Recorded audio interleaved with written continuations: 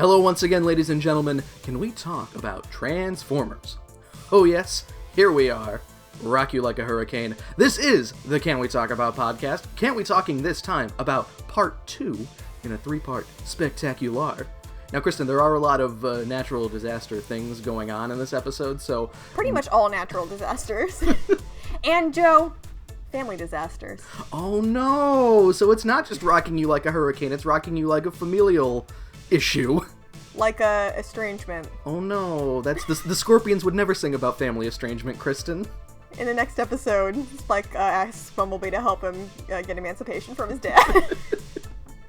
It is that series of Might and Metal, a robotic romp through actual 80s cartoon classic, The Transformers. I brought my dad's favorite wrench to Cybertron. My name is Joe. Like Skyfire, in case you forgot I'm here. It's me, Kristen. And we are watching the Transformers Generation 1 via Tubi, where you can watch most Transformers-related media up until about 2009, except for Beast Wars, which is a little disappointing, because I was like, you know what, I think I want to watch some Beast Wars, so I tried to log it up on Tubi. Not there, so sorry. Denied. Luckily, I have seasons 2 and 3 on DVD already, because it was like $3 at Big Lots. Nice, but stop trying to jump ahead, Joe. You're just trying now to make sure that you can keep making me look stupid. Flex knowledge on you, yeah. Exactly, down the road. I don't appreciate it. Kristen, have you been watching anything on the various streaming platforms these last few weeks? I know that season 3 of The Good Place is on Netflix now, so I need to watch that. Oh, that's right, yeah. And I know that the next season of The Great British Baking Show is also out, I think, already. And I have been watching a little series, nice Metal Heroes tokusatsu series from 1989 called Kido Keiji Jiban, which is basically Japanese RoboCop. And Kristen, there is such a charm of like late 80s tokusatsu because the special effects are all so bad, and every battle in every episode is either at the same quarry or the same warehouse, or... Wow! It's like watching Transformers! There's like the same props that you'll notice, like, wait a minute, didn't we see that girder get cut in half last episode? They're doing their damn plans. Just one of those little things where you watch enough of it and you start to appreciate, or understand, I guess, how quickly they're able to, like, just boom, boom, boom. We gotta film Super Sentai here this week, we gotta film Kamen Rider here this week, we gotta film the Metal Heroes here this week, let's just in and out, let's go! We don't have time. Much like Transformers. Exactly, I see the parallels. This week, Kristen, part 2 of The Ultimate Doom, and if we want to keep the Starbreak comparisons going, so we got Jem taking a flat back bump onto a poker table. Yep. And we've got Bumblebee falling into an infinite crevice of darkness. So how do we feel about the stakes of what's going on in The Ultimate Doom versus Starbright now? Now, I think the plot was moved along a little more in Starbright, so I think I'm gonna give this edge to Starbright, because really, last episode had a preview about the Dinobots, and all the Dinobots did was make a tree wall to stop a tidal wave, which, what the fuck? That's true, Joe. I mean, with what's going on with Cybertron basically just ripping the Earth apart, that's pretty bad, but in Starbright Part 2, they were almost late for their shoot. And that's just terrible. Maybe my opinion will change. Maybe it'll sway back towards this here after we kind of put the destruction in context here. So I think, Kristen, it's time for some more Doom. Whatever. I like this episode. Let's go. The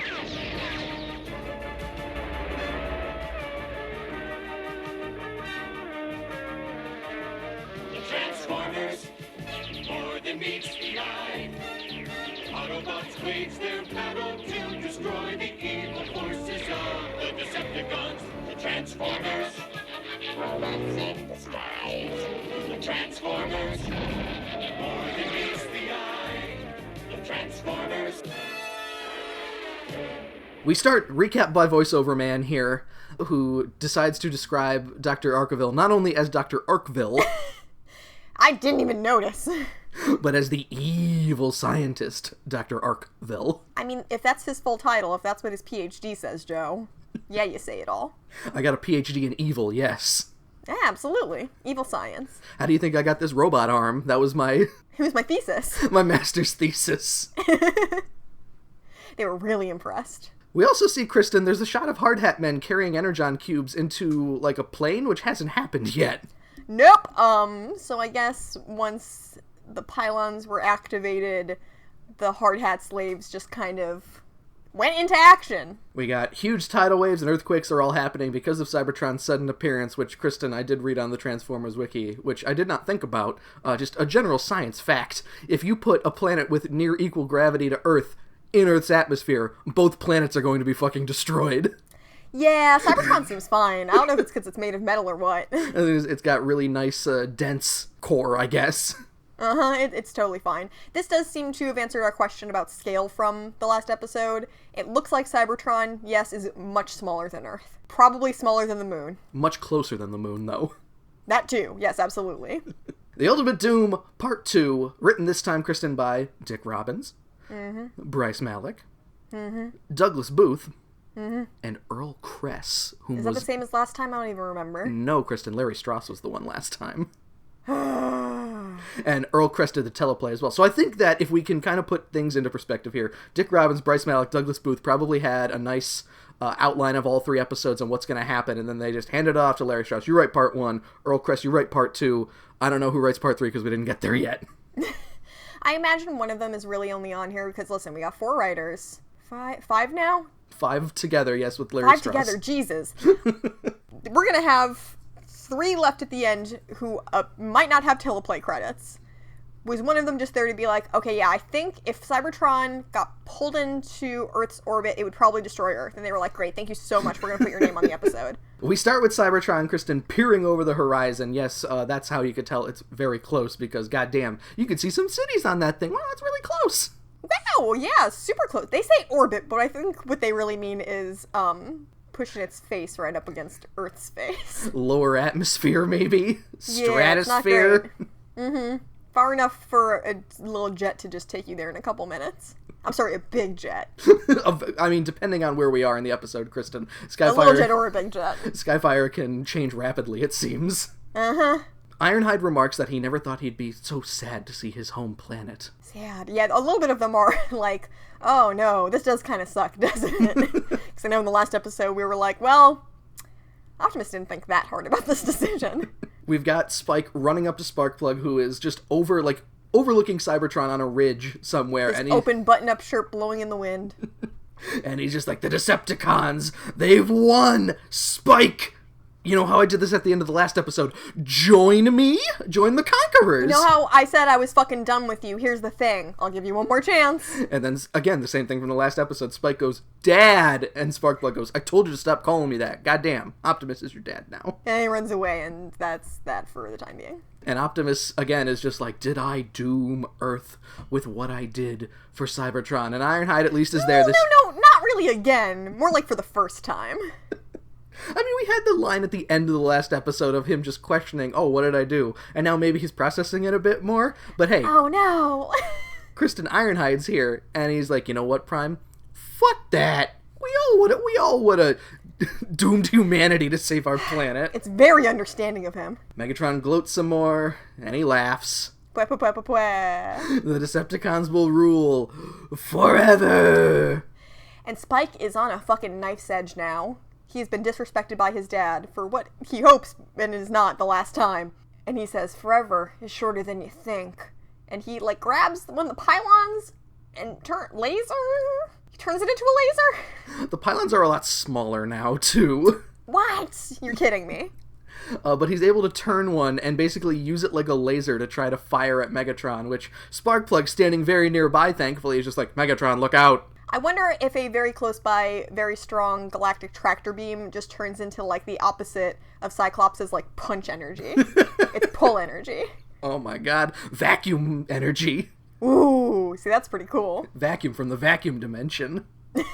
That's one of my favorite things about Cyclops is that... Yeah, punches from the punch dimension. Not that he has a laser, but he's got a big red fist coming out of his eyes, basically.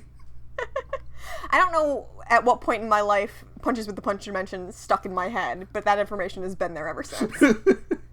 So as they jump out of the way, the laser hits another pylon, so I guess they can't send Cybertron back now. They don't really... A lot of things happen in this episode where I think they're gonna go somewhere, but they don't.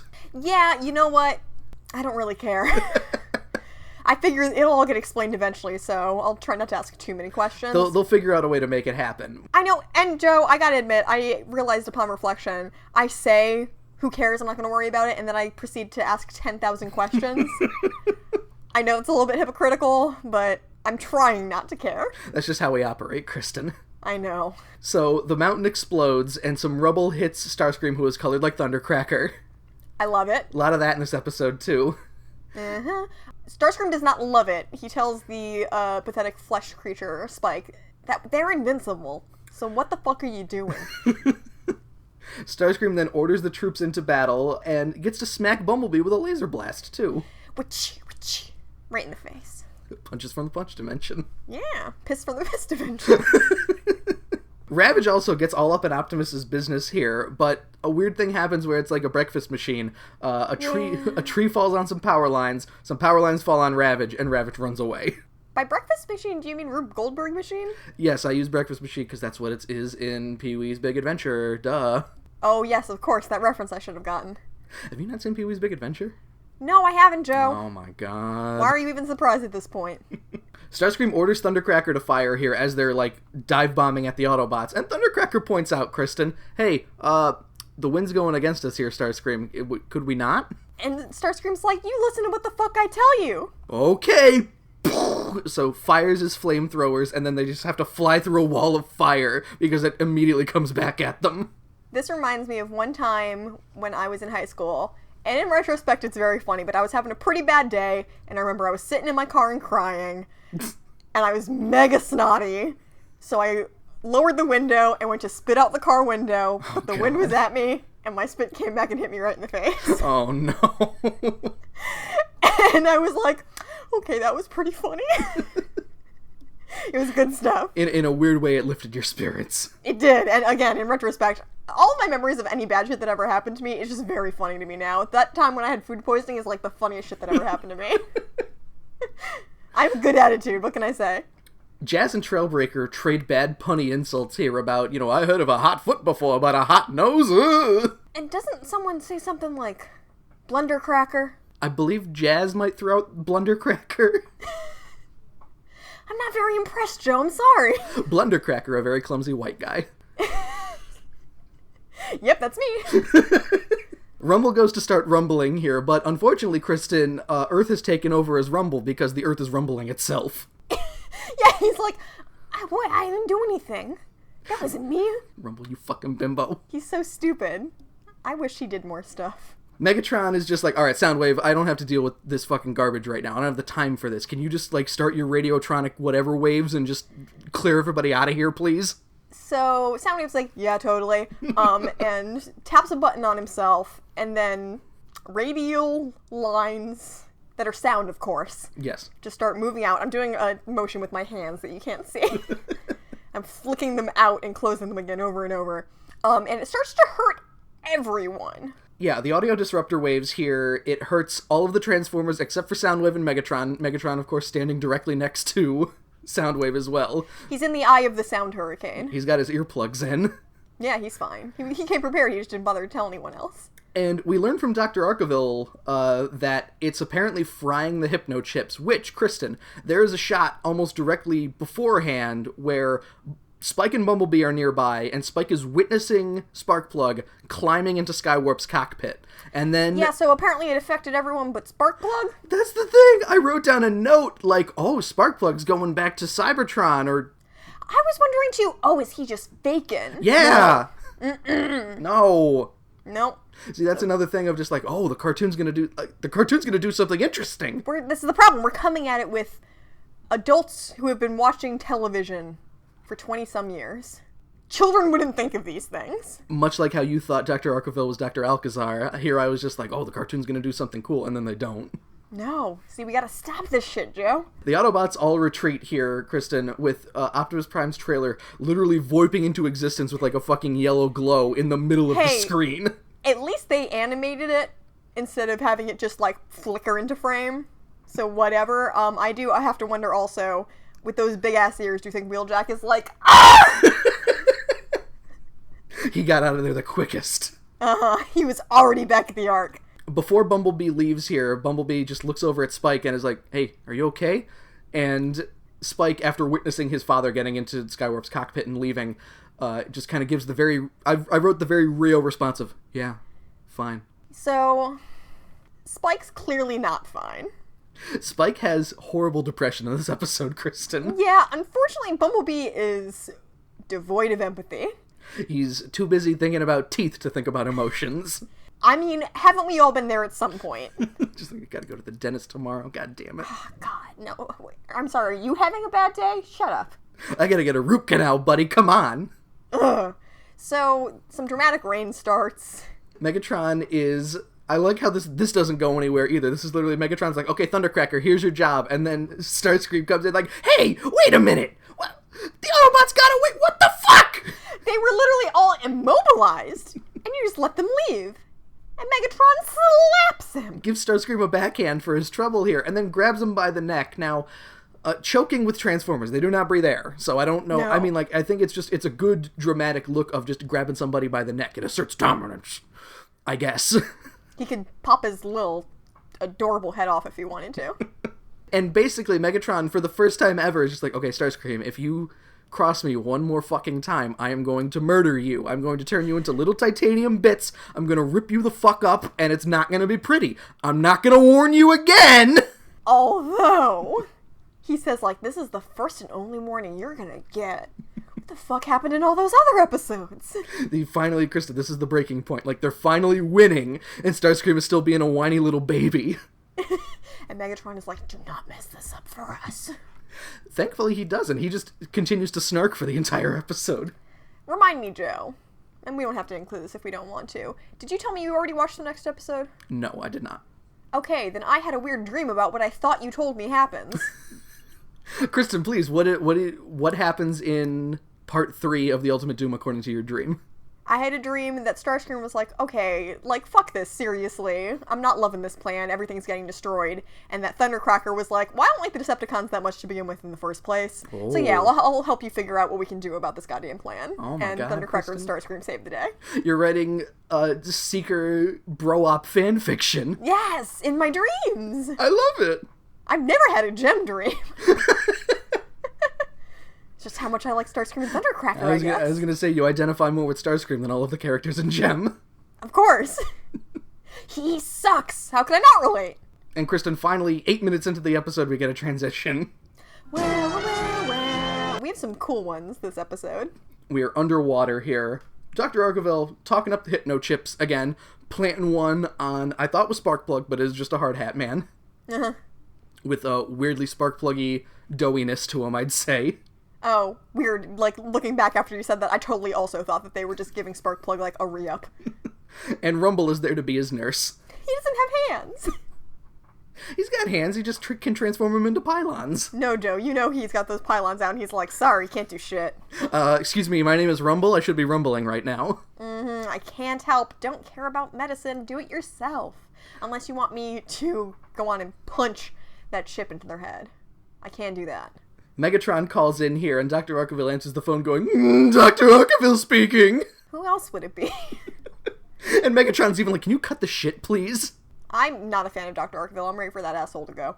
I mean, in this shot here, when Dr. Arkeville is explaining what's going on, his face is like, I say animated here, but I mean, like, obviously he's animated, he's a cartoon, but, like, overly animated, like, He's getting into anime territory. Way too expressive.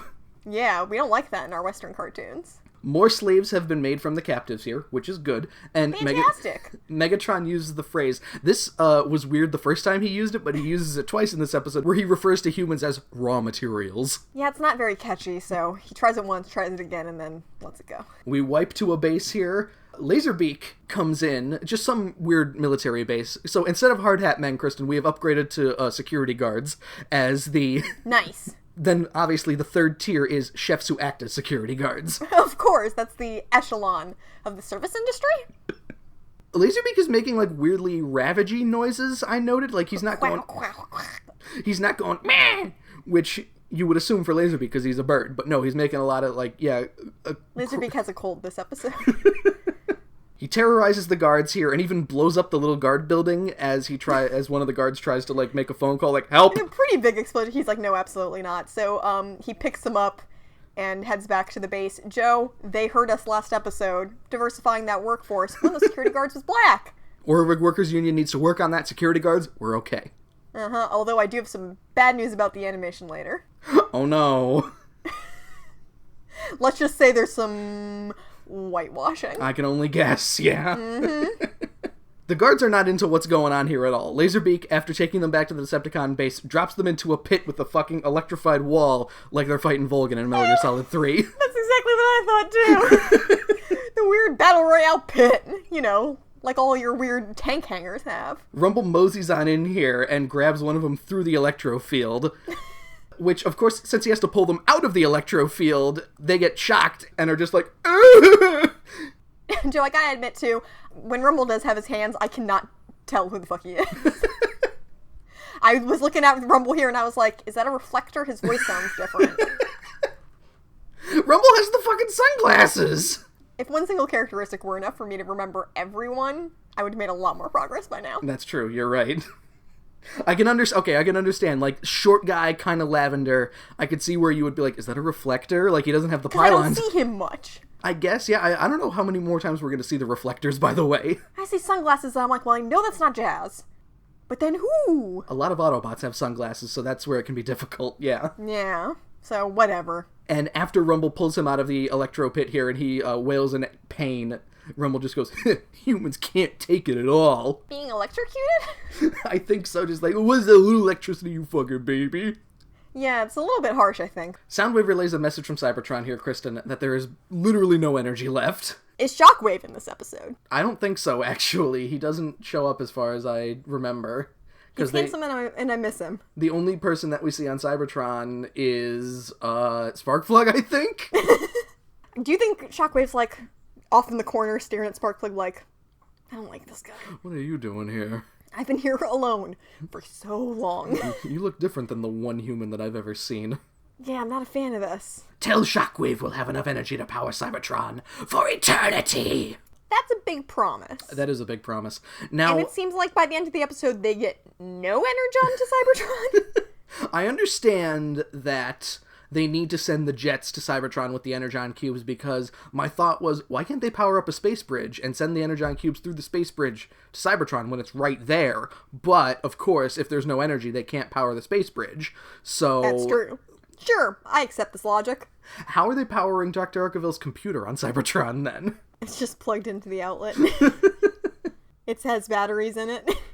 We circle wipe to Optimus and Ironhide here. Ironhide is basically right up Optimus's ass here because he can't see fucking 2 feet in front of him with all this rain.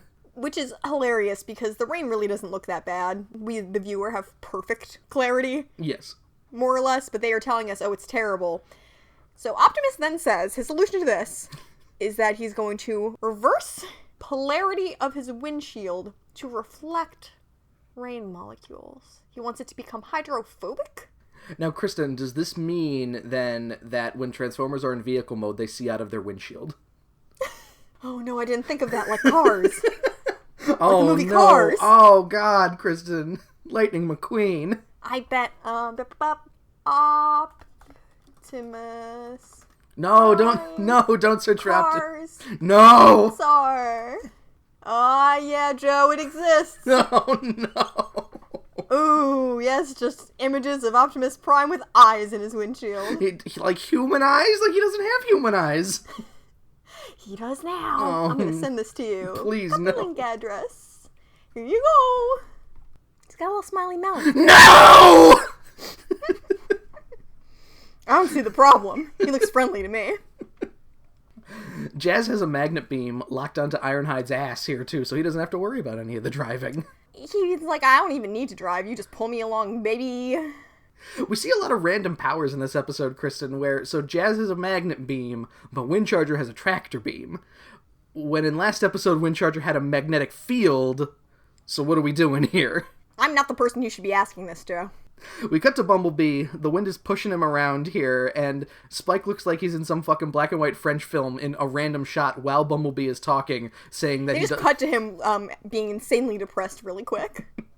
Bumblebee says that he doesn't want to get Gears out of sight, but I don't think Gears shows up in this episode, like, physically at all. He just mentioned. Not that I remember, but his cool alien technology space tire goes flat. And Bumblebee has to, like, rattle, like shake himself to be like, Spike, Spike, come on, back to reality. Here we go. Spike is jostled like he's inside a snow globe awake. Very sadly It's like, yeah, you okay. And gets out of the car, and tire comes out of Bumblebee's hood. Well, I think that's correct. I think the engine is in the, trunk area of a Beetle. Huh, that's interesting. I think so. I feel like that's right. Sure. I have no reason to argue with it. You could be lying. Also, Bumblebee is able to both jack himself up and, able to get the screws out of the tire, himself. You don't need You know what?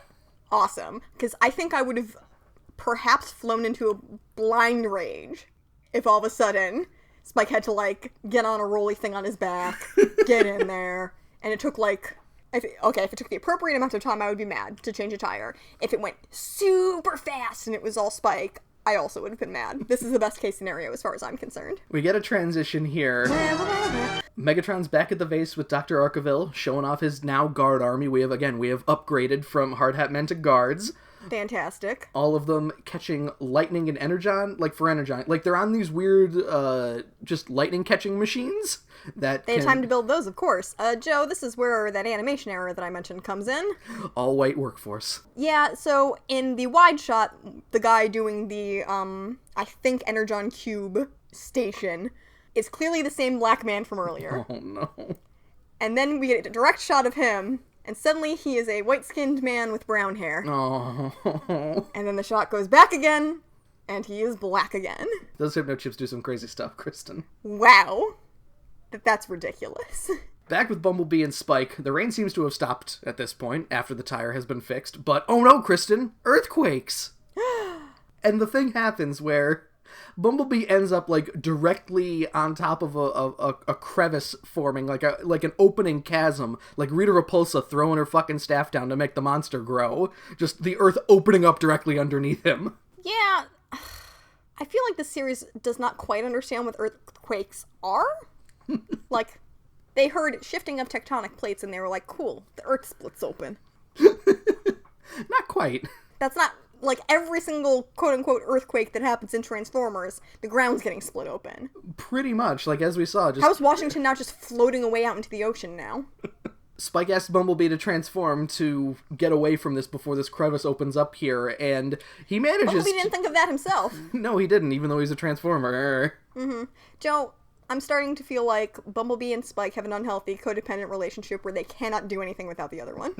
Well, we see here, Bumblebee ends up, hanging from the side of the cliff that has just formed here, and Spike, super action hero Spike, jumps from one side of the cliff and doesn't make it all the way, because he doesn't have to an area of footing directly below Bumblebee that he tries to, push Bumblebee up over the ridge here, without a second thought, doesn't even go, look out, Bumblebee, I'm coming to help, just right into action, let's go.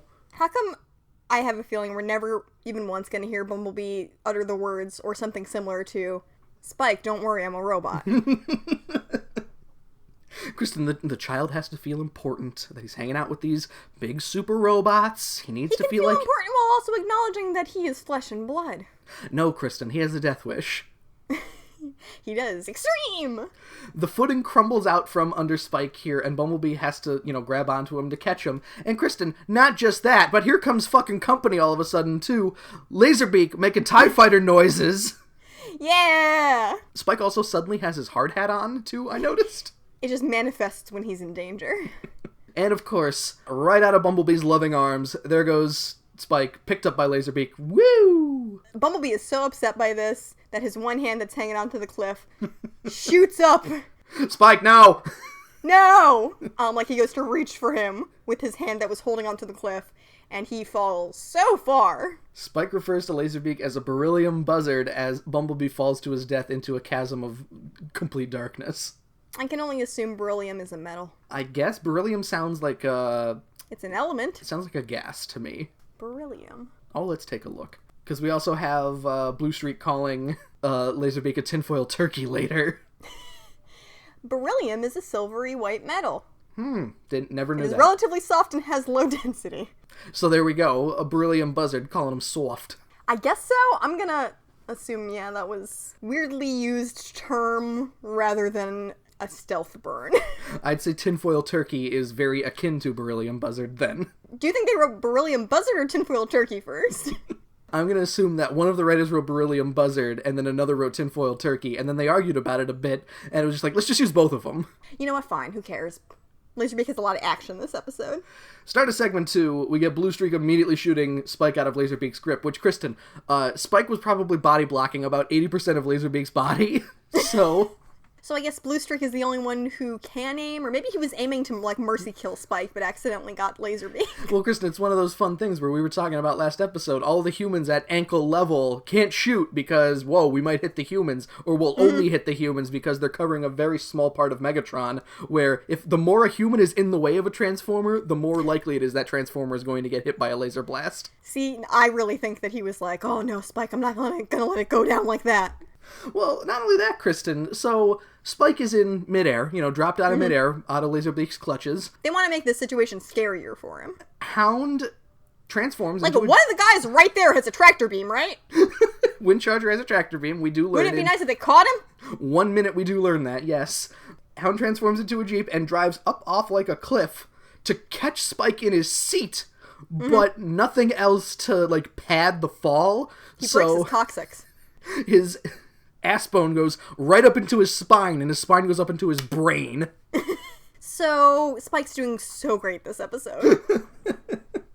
And here's where, yes, Blue Streak calls Laserbeak a tinfoil turkey as Laserbeak spirals and woo! And he's just not doing great. This was disappointing because at the end of the last episode, you misremembered how Spike gets to Cybertron. I didn't misremember, Kristen. I haven't seen these episodes, so I just assumed.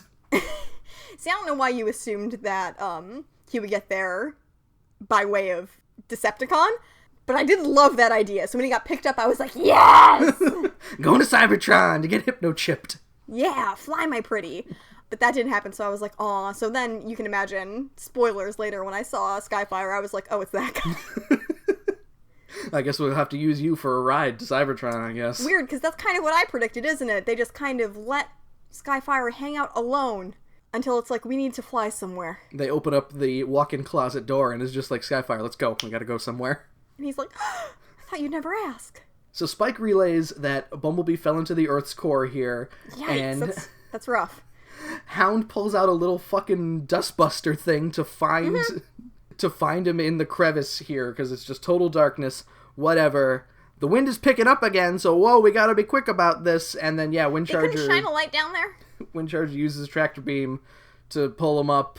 There's a thing that happens here where, Bumblebee's low on power, we're never gonna find him. And Windcharger goes, well, I'm pretty low on power too.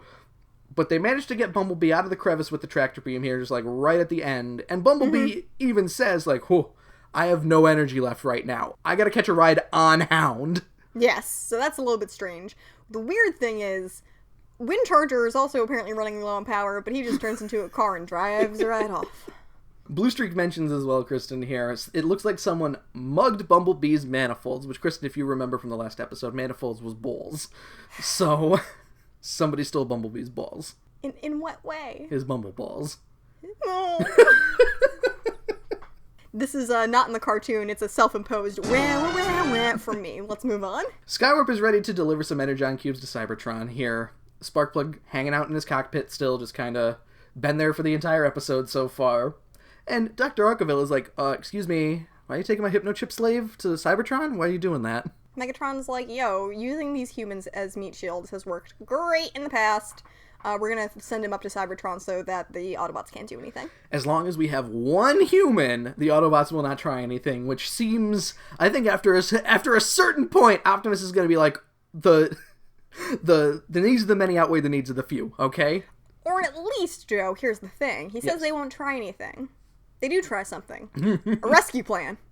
They do, because that one they could have sent a random guy, but they decided to send Spark. Maybe Megatron doesn't know, like he just sees all these humans and it's just like, that one, and it just happens to be Sparkplug. He just happens to like Sparkplug more because he was his very first human slave. Dr. Arkaville notes as well that he can only control the hypno chip slaves from his computer on Earth, to which Megatron says, oh, don't worry, we made your computer on Cybertron. Exact replica. I don't know when they had time, but... Not for you, though. So, it's kind of Transformer-sized, so you get to stay here on Earth. Sorry, you don't get to go to our cool planet. So Shockwave up there, like, talking into a little microphone? Dr. Arkaville reminds Megatron of their deal, too. He's just like, okay, look, you know, hypnochips, that's my deal, I get Earth. Like, he's talking like he has leverage in this plan, when it's He doesn't, and his actual behavior kind of betrays this as well, because he walks out of the room, and as he's like, don't forget, Earth's supposed to be mine, as soon as he's done talking, the automatic door closes in front of him. So he's like, and now I'm running. And Megatron goes, Earth will be yours. What's left of it? Skywarp heads out here. We see Kristen. There's a lot of, like, weird things here. This episode feels like just a lot of vignettes kind of stuck together. Mm-hmm. What we do see is a lot of physical destruction to Earth. To which we just... To Utah, at least. To which we get back to Optimus. And finally Optimus is like, okay, 12 minutes into the episode, we cannot stand idly by and watch this planet be destroyed. But... What are you doing? Ratchet, very correctly, is like, Prime, how are we supposed to battle the elements exactly? Wheeljack is like, fantastic news. Wheeljack's got your answer. Dinobots. As it turns out, the Dinobots can apparently stop natural disasters, because I also gave them that power too, I guess. If they could stop natural disasters, why didn't they catch that meteor that killed them? Maybe that's why, after War of the Dinobots... Oh my god, no wait, I get it! Wheeljack realized that if the dinosaurs had laser eyes, they would have been able to stop the meteor that killed them. So he's like, I got it. Now these Dinobots are indestructible. Wheeljack pushes a button, and, like, a closet opens up, and... They don't want them hanging out with everyone else. That's so rude. All the Dinobots are just standing in a line right next to each other, too. I wonder if after Optimus very cruelly did not accept Grimlock's apology, he was just like, I don't even want to fucking look at these guys anymore. Make them live in the closet. Yeah, let them hang out there until I get over my shit. Optimus orders the Dinobots to help stop the disasters here, and Grimlock, Kristen, he is not having any of that. No, I mean, this is just another example of how much I enjoy how easy it is to convince the Dinobots to work against their initial instincts, because Grimlock goes, me Grimlock not care whole planet fall apart. Make no difference to me, Grimlock. And Wheeljack goes, but you're on the planet. Grimlock goes, not thought of that. So they get implored to reconsider, and we get another transition. It's that easy. Thundercracker is loaded with Energon cubes now. Starscream is colored like Skywarp, because Skywarp was just launched to Cybertron, but of course, whatever, doesn't matter. There was a point where I really could not keep track of the jets anymore, and I was like, don't think too hard about it. So, here's where, Kristen, we see some flaws in Megatron's plan, because... So, yes. Obviously, as we mentioned in the last episode, moving something into Earth's orbit would fuck up the tides. Yes. A lot. So, the Decepticon base is in water. Yes. Correct. So when the tower comes up to try and get the jets out, a big old wave hits it and just snaps it. Not only that, it causes, like, a rock avalanche underwater. Yeah. And knocks it, like, you'd think that there would be destruction or something, but it just kind of makes the base tilt a bit, enough for Thundercracker to start rolling backwards, and for Energon cubes to start spilling out of him everywhere. And I guess those holes that got ripped in the base from the last episode start filling up now that they're pointed in the right direction.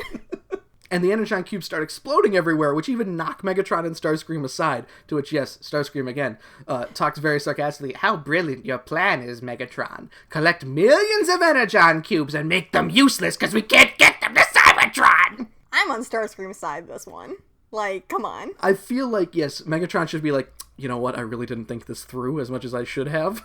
He should at least be embarrassed. And here's where, yes, Skywarp is on his way back, but a tidal wave snaps the ocean tower, and water starts flooding the base. So Soundwave starts running, trying to pull a switch, but there's water everywhere. So he gets electrocuted, which prevents it from working, and he starts going, Mayday! We see Spike sitting around, being mopey, and Dad Optimus comes by, dropping down to a knee, being like, hey there, sport. Sits on a chair backwards. You want to rap real quick? And he goes, Spike, what's that? And Spike, for some reason, not noticing this giant fucking robot in front of him. He didn't hear the stomp, stomp, stomp. Spike is so out of it! Like, oh, I didn't see you there. But, this is my dad's wrench. Why are the humans working for Megatron, Optimus? They're supposed to be on our side. Optimus Prime, in his infinite wisdom, says, it's puzzling. That's it. Okay, and well, he also offers that they can't just kill humans, which I guess is supposed to make Spike feel better. But we get more earthquakes. Wow! Woo! Wheeljack lets us know that the volcano that the Ark was in is active again, which, Kristen, I'm pretty sure that he's like, wow, it's so surprising that this volcano is active. But once a volcano gets, like, reactivated, isn't it more likely to erupt again, like, shortly afterward? I don't know enough about volcanoes to give you my opinion.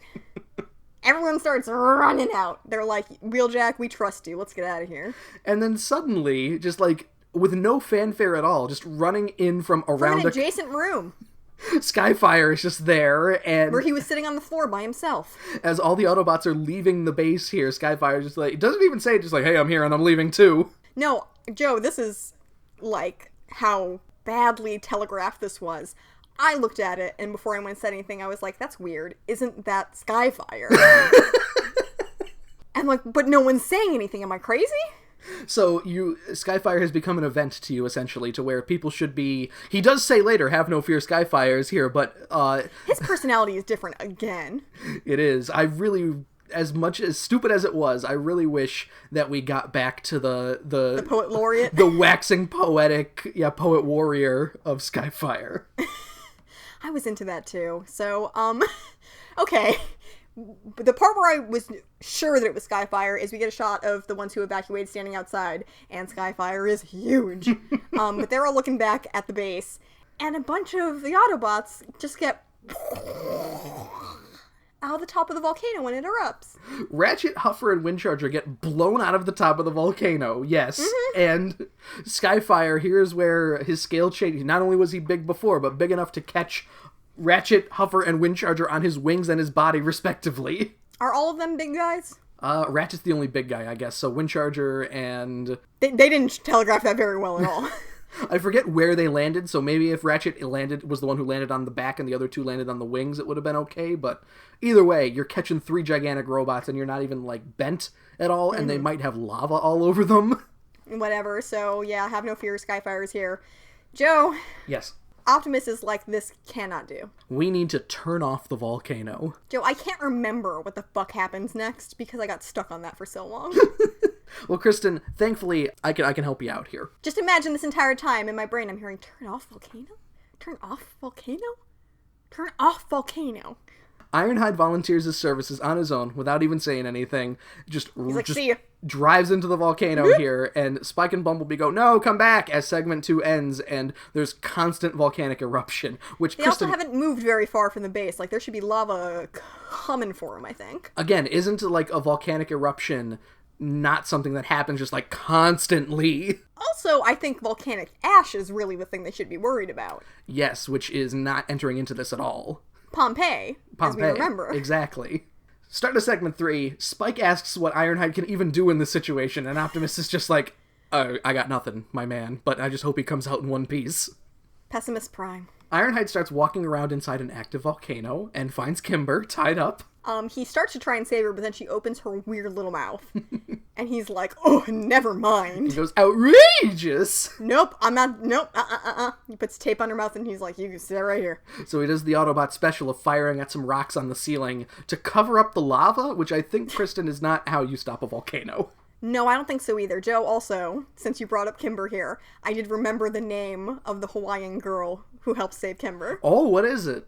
It's Giselle, because that's also Dance's name. I forgot. Yep, that's what I remember. Famous Hawaiian Giselle. I know everyone was waiting. You're welcome. Everyone cheers, and Wheeljack makes a snide remark, just being like, I hope the Dinobots do half as much as that. So we get just a little, this like action montage of the Dinobots all working together, creating a weird dam made of trees and a pit. It would have been so much better if there was like some like jaunty, like everybody's working for the weekend music to be like, yeah, the Dinobots are doing a good job. But no, it's just triumphant trumpets and suspenseful music or whatever, I guess. It needs some 80s synth. The episode preview for this one made it seem like the Dinobots did a lot more, but this is all we see of them, just that little exchange with Wheeljack and them making the dam to stop a tidal wave. They're here to remind you, hey, check out these cool new fucking toys. Transition back to the Autobots here. Optimus is having a dad conversation with the rest of the Autobots here, going, we mustn't let the boy find out. Did he forget his name? Or maybe they're talking about a different boy and Spike is making some assumptions here. Well, the boy himself rolls up and is just like, find out what? So somehow they got intel that Sparkplug is on Cybertron now.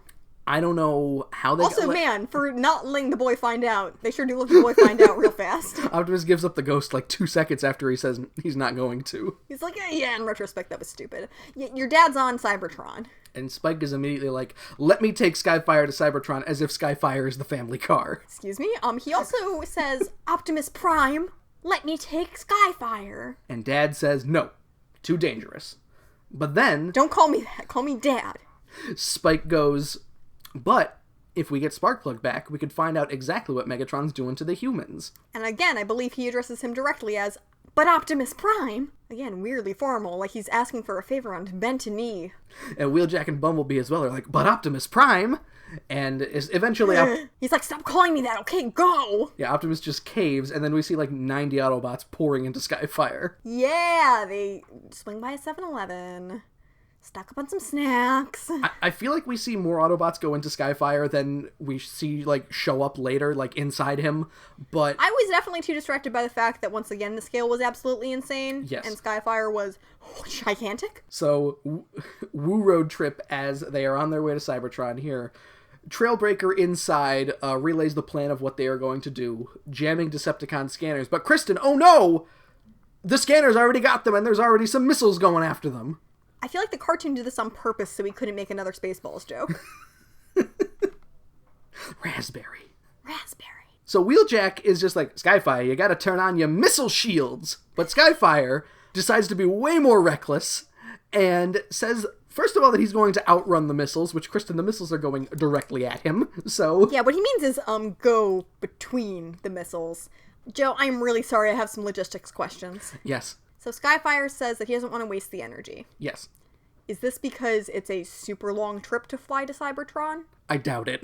Okay, do we think that the flight from Utah, where the pylons were, so that's where Cybertron got grabbed to Cybertron, is less distance than the Antarctic to Peru? And back again.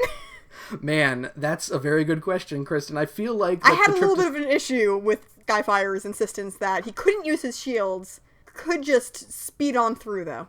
The thing is, I don't know the distance from the surface of the Earth to the atmosphere, so... My instincts tell me, I'll put it that way, so I can't claim that I was right. My instincts tell me, going like less than halfway, but like more than a quarter along the Earth. Assuming I understand where Peru is in my head, where I'm imagining it. I think that's more than where Cybertron would be. God damn it, Skyfire. I just assume he wants to keep his energy so he could blast people because he's a warrior now and no longer a scientist. Joe, this reminds me of another question I had. I'm very sorry. Yes. Bumblebee says he's out of gas earlier. How did he get it back? Good question. No, Joe. Why does he run on gas in the first place? Gas comes from oil. That may have been an expression, Kristen. I certainly fucking hope so. But when he's a car, I could see why you would make that mistake. I was like, wait a minute. Where was he getting his fucking gasoline before? So they land on Cybertron here, and Skyfire nearly closes his ramp on Brawn as Brawn is leaving, which sends Brawn tumbling. He's like, excuse me. And Skyfire's like, so sorry. I was in the mood for murder. A little too anxious to get on my feet here. Fuck science. Doesn't matter. So they are headed to Decepticon headquarters, which, man, Joe, we have very, very little understanding of where things are on Cybertron. Don't really know the geography, no. I thought, like, most of it was Decepticon headquarters. Spike walks over a fucking laser trap, though, which opens a trap door beneath him, which is also only big enough for Bumblebee and Brawn to fit through. Why do they have that? A trapdoor is specifically to capture mini-bots. I guess Cybertron is rife with them, maybe. Like rats. Oh no, that's a rat trap. Well, they end up okay. Oh no, there's a Transformer called Rat Trap. Oh, what? Yeah, in Beast Wars. I have too many questions. I'm not even going to start. Turns into a mouse, and he's the Italian one in that series. Whoa! There's only one Italian one? That's crazy. Things changed a lot in 10 years. I'm disappointed. Whatever. So they fall into this pit here where Spike is just like, guys, I really goofed up. I'm sorry. But Brawn notices an air duct.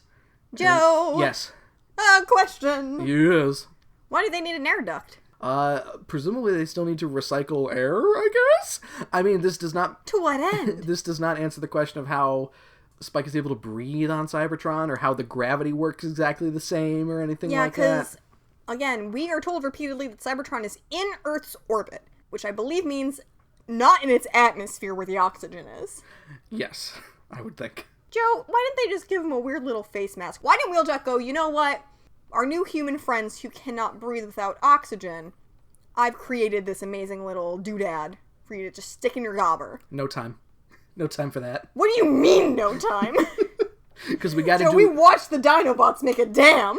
We gotta do weird and confusing shit like this, where they get into the air duct here, which leads to an area that's big enough for them to all stand up, and then a fork... And a door closes behind them? And then there's a fork in the road, and then they fall through the floor, and I don't know what the hell happened. It's like, in Super Mario 64 when you're trying to walk through that Peach portrait, but then it's a Bowser portrait, and you fall through the floor. Oh no, Bowser in the Dark World. What good music. That was the first track on a burned CD that I had when I was like 9 or 10. Nerd. What else was on there? Pikachu's jukebox. Oh no, you know what? I never ended up actually getting those songs. I think YouTube was the first time I listened to all of them. Oh, what a world we used to live in. Oh, Kazaa. What a world. So, Kristen, when they fall through the floor, this puts them smack dab in the middle of Decepticon HQ somehow. So they found what they were looking for. They found very specifically what they were looking for, because there's also They found the copy of Dr. What's-His-Nuts' computer. There's a gigantic computer that reads Hypno Chip Control. Do you think for a split second Spike was like, what are they doing to Chip? Oh no! My good friend. They turned his glasses into a hypno beam. This is the problem, I think, Joe, with having this episode that is very, like, technology reliant. I feel like they probably could have figured out this hypno chip thing faster if Chip were around. Nah, he's busy getting his 9th doctorate. Yeah, so they want to interrupt his studies. There's even also, Kristen, a little helpful graph on the computer that shows the hypno chip goes behind the ear. I don't know why they need that specific information. I can only assume in the next episode, like, they're gonna shoot him directly in the hypno chip or something. Brawn relays what they found to Wheeljack here, but someone's coming. So, of course, they all run, which makes no noise at all, and hide. And Sparkplug is the one who comes over. I don't know why Sparkplug is moving, like, autonomously here either, when the hypnochip computer on Cybertron should be the only thing that can control him, and Dr. Arkaville or Shockwave or somebody is not there to do it. At the very least, so what happens next is Spike brought his wrench to Cybertron and just kind of puts it out where Sparkplug can stumble across it. And he picks it up, and he's like, oh my god, my favorite wrench. I'm a boring enough person that I have a thing like a favorite wrench. So it seems like he's not hypnotized. Well, that's the thing. It brings back feelings of, like, normalcy and rightness, and everything's fine with the world when I got my favorite wrench. But then Spike is like, yeah, Dad, remember, it's me, please. And seeing his son does not invoke those feelings of tenderness. He likes that wrench more than he likes his son. It activates the hypnochip again, and he goes, "Aah!" And then just moseys on over. Must sound alarm. Okay, apparently none of the Autobots who were hanging out decide to pop over and be like, don't. Grab him or anything, yeah. So he very slowly shuffles to a human height button on the wall. So I guess, is that like reflectors button? Rumble's button, potentially, yeah. And Yeah. the episode ends with Spike, tears in his eyes. Not even, like, arm outstretched or anything. Just standing in a very neutral stance. A Danganronpa character... Oh! A Danganronpa character stance, just going, no! Again, Spike's having a rough time of it. And then you click on Spike and his picture all spins before you get to talk to him. Like in Danganronpa? Exactly. Okay. Kristen, that is the Ultimate Doom Part 2. And, quite frankly, I feel like there's not much to say about where we're going with Part 3. I mean, we gotta get Sparkplug back. I assume maybe we'll see the Dinobots again. I didn't actually read the preview.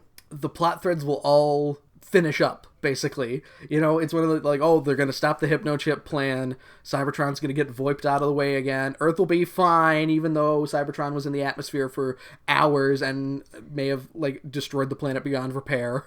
So here's my biggest question, and tell me if this sounds like something a child would be concerned with. Yes. I'm wondering, to me, it makes sense that Cybertron's gonna have to get put back. Yes. Somewhere else. Uh-huh. Will they make a point to be like, it got put back exactly where it was before? I feel like they will, Just because of the fact, again, we don't know that Cybertron has moons yet in the canon or anything like that. Like, that hasn't been established. That's just a thing that they just add in later.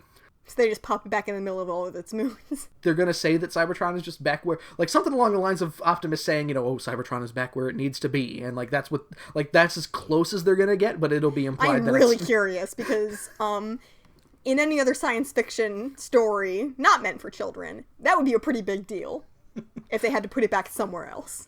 Here, who knows? Kristen, is it me, or, like, the stakes being so high, like, raised to such a point at the end of part 1, makes Sparkplug pressing an alarm at the end of part 2 kind of, make me not too excited for what's gonna happen in part 3? Yeah, I don't really care. I'm still interested in hoping my fanfiction comes to life and it turns out Starscream's the hero in the next episode. I'm not holding my breath, but... Like, we could have had... I feel like so little happens in this episode. It's mostly them just trying to avoid natural disasters. Yeah, what setup do we actually have, if we imagine there is any at all? If this episode started with Spike wanting to go to Cybertron, and depending on what's in part 3, like if there's extraneous garbage, like more Dinobot stuff that we could have skipped, quite honestly... like, as much as I love the Dinobots, if they do nothing in part 3 or something where it's like they spend a minute and a half closing the Earth back up or something. You know. Like, that's it. We could have just started from, let me take Skyfire to Cybertron to get my dad.